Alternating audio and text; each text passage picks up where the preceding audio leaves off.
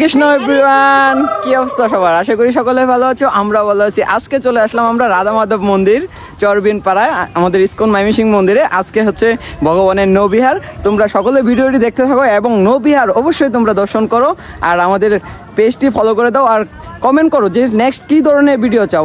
Krishna Krishna Krishna Hare Hare Ram Hare Ram Ram Ram Hare Hare.